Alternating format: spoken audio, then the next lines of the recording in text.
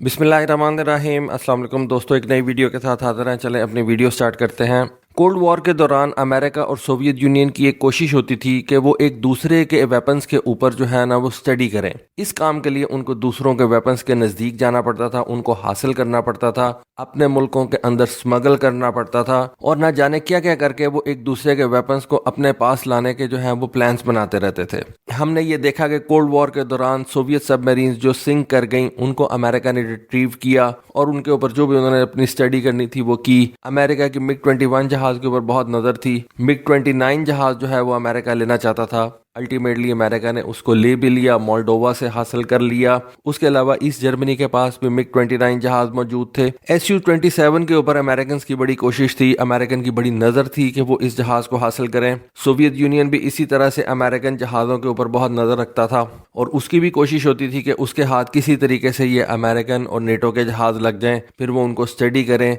उनके strong points को देखें, उनके वीक पॉइंट्स को जो है वो देखें और फिर उस हिसाब से अपनी फोर्सेस को वो ट्रेन करें। अब इस वक्त जो टाइम है ना वो ये आ गया हुआ है कि अमेरिका की कोशिश है कि वो चाइनीज वेपन को जो है वो हासिल करे और चाइना जो है वो इस वक्त तगोदोब के अंदर है कि वो किस तरह से अमेरिकन वेपन्स के ऊपर जो है वो नजर रखे और उनको हासिल करने की कोशिश करे और उसके बाद उनको वो स्टडी करे और फिर उनके मुताबिक वो अपने मिलिट्री की ट्रेनिंग करे। इसी तरह का एक जहाज जो कि लेट 50s के अंदर अमेरिका ने तैयार किया, 58-59 के अंदर उसकी फर्स्ट फ्लाइट कंडक्ट की गई और उसको लेट 50s के अंदर ही अपनी नेवी के अंदर उन्होंने इंडक्ट कर लिया। ऐसे एक पुराने जहाज को चाइना ने स्मगल किया और उसको साउथ अफ्रीका ले जाने में कामयाब रहा और उसके ऊपर उन्होंने अपनी नेवल एविएटर्स की ट्रेनिंग की। मैं आपको एक वीडियो बना के दे चुका हूं जिसमें मैंने आपको बताया था कि एक अमेरिकन पायलट जिसका नाम दुगान था उसको ऑस्ट्रेलिया के अंदर डिटेन कर लिया गया है, अरेस्ट कर लिया गया है और उसके ऊपर चार्जेस ये हैं कि उसने चाइना की नेवी को जो है वो मदद की है कि वो अपने एयरक्राफ्ट कैरियर के ऊपर से जो पायलट है उनको ट्रेनिंग कैसे देंगे।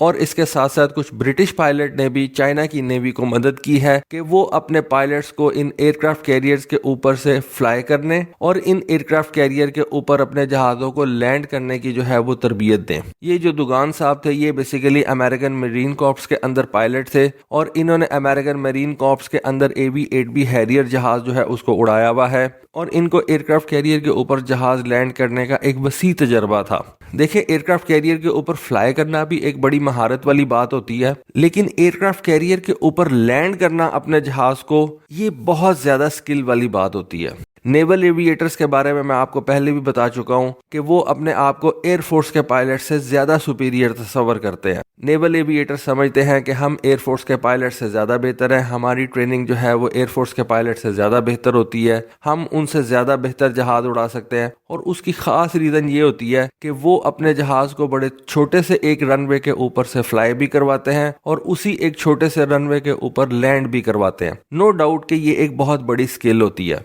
और एयरफोर्स के पायलट्स जो हैं वो इस तरह की लैंडिंग और टेक ऑफ नहीं कर सकते। खैर, उनकी ट्रेनिंग ही नहीं इस हिसाब से हुई होती क्योंकि एयरक्राफ्ट कैरियर के ऊपर लैंडिंग जो है वो एक बड़ी महारत वाली चीज होती है और उसमें पायलट को बहुत ज्यादा स्किलफुल होना पड़ता है और उसकी ट्रेनिंग जो है वो बड़ी जबरदस्त होनी चाहिए। अब ये T-2 बक-आई जहाज जो कि अमेरिका ने लेट 50s के अंदर तैयार किया था, इसको चाइना ने क्यों हासिल किया? क्योंकि ये एक ऐसा जहाज था जिसको अमेरिकन अपने पायलट्स की ट्रेनिंग के लिए इस्तेमाल करते थे, खास तौर पर ऐसे पायलट्स की ट्रेनिंग के लिए जिसको अमेरिका ने अपने एयरक्राफ्ट कैरियर के ऊपर जो है वो शिफ्ट करना होता था और अपने एयरक्राफ्ट कैरियर के ऑपरेशंस के लिए जिन पायलट्स को चूज किया जाता था उन पायलट्स को इस T-2 बक-आई जहाज के ऊपर ट्रेनिंग दी जाती थी। उन पायलट्स को इस जहाज के जरिए से सोलो फ्लाइट्स करवाई जाती थी। फिर ये जहाज अमेरिकन नेवी के पायलट्स की फॉर्मेशन फ्लाइंग की ट्रेनिंग में भी इस्तेमाल किया जाता था। ये जहाज पायलट्स की एरोबेटिक फ्लाइंग ट्रेनिंग के लिए भी इस्तेमाल होता था। डे नाइट नेविगेशन की ट्रेनिंग के लिए इस जहाज को इस्तेमाल किया जाता था और कुछ वेपन्स की ट्रेनिंग के लिए भी अमेरिकन नेवी इस T-2 बक-आई जहाज को इस्तेमाल करती थी। आप कह सकते हैं कि ये जहाज अमेरिकन नेवी और अमेरिकन मेरीन कॉर्प्स के पायलट्स को जो है वो बेसिक ट्रेनिंग देता था।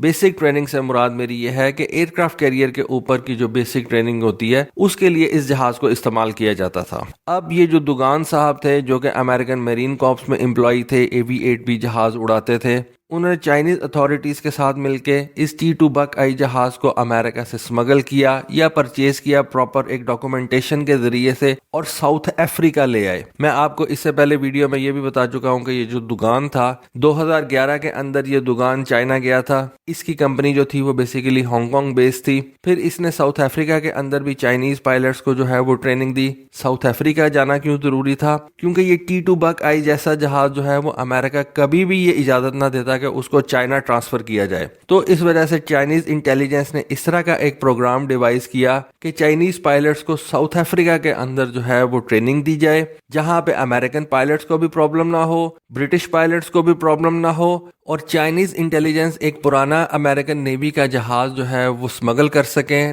ساؤتھ افریقہ کے اندر، اور وہاں پہ اس جہاز کو استعمال کرتے ہوئے اپنے پائلٹس کو ایک ایئر کرافٹ کیریئر کے اوپر لینڈنگ کی ٹریننگ دی جائے، جو کہ میں نے آپ کو بتایا کہ بڑی سخت ٹریننگ ہوتی ہے۔ ایک جہاز کی ایئر کرافٹ کیریئر کی طرف اپروچ اور اس کی جو لینڈنگ ہوتی ہے نا، اس کے لیے پائلٹ کے اندر بڑی پائلٹ اور کمپلیکس سکلز جو ہے وہ ہونی چاہیے، اور یہ سارے کام چائنا اس وقت کر رہا تھا، یعنی کہ اس جہاز کو چائنا نے اس وقت ساؤتھ افریقہ کے اندر جو ہے وہ اسمگل کیا۔ اسمگل میں اس وجہ سے کہہ رہا ہوں، اس کو پراپر ڈاکومنٹیشن کے ذریعے سے ساؤتھ افریقہ لے کے آیا گیا، لیکن اصل اس کا جو کام تھا وہ ساؤتھ افریقہ کے اندر نہیں تھا، ساؤتھ افریقہ کے اندر چائنیز پائلٹ کو ٹریننگ دینا تھا۔ اور اس جہاز کو اس وقت چائنا جو ہے وہ ساؤتھ افریقہ کے اندر پرچیز کر کے لے کے آیا جب چائنا اپنا GL9GA جہاز جو ہے وہ تیار کر رہا تھا۔ یہ جہاز بیسیکلی ایک چائنیز ٹرینر ہے، اور اس کو خاص طور پہ ایئر کرافٹ کیریئر کے اوپر لینڈ کرنے اور ایئر کرافٹ کیریئر کے اوپر سے فلائی کرنے کے لیے جو ہے وہ ڈیزائن کیا گیا تھا۔ اور اس GL9GA جہاز کے اندر ایک ہک بھی لگایا گیا تھا، یہ ارسٹر ہک ہوتا ہے۔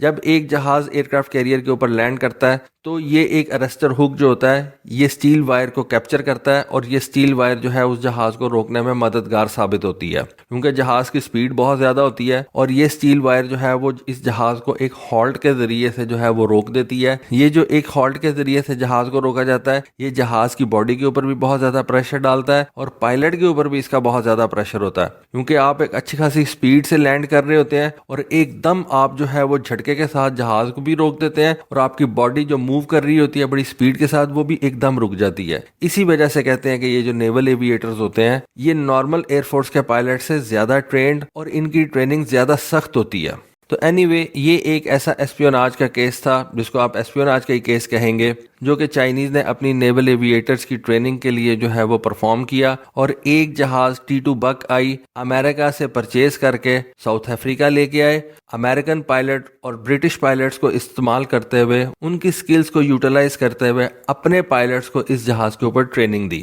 تو دوستو یہ ایک انفارمیشن، یہ ایک کہانی میری نظروں کے سامنے سے گزری تھی، سوچا آپ کے ساتھ شیئر کروں۔ ہوپ فلی آپ کو آج کی ویڈیو، آج کی انفارمیشن پسند آئی ہوگی۔ کامنٹ سیکشن میں اپنی رائے سے ضرور آگاہ کیجیے گا۔ آج کے لیے بس اتنا ہی، تھینک یو، اللہ حافظ۔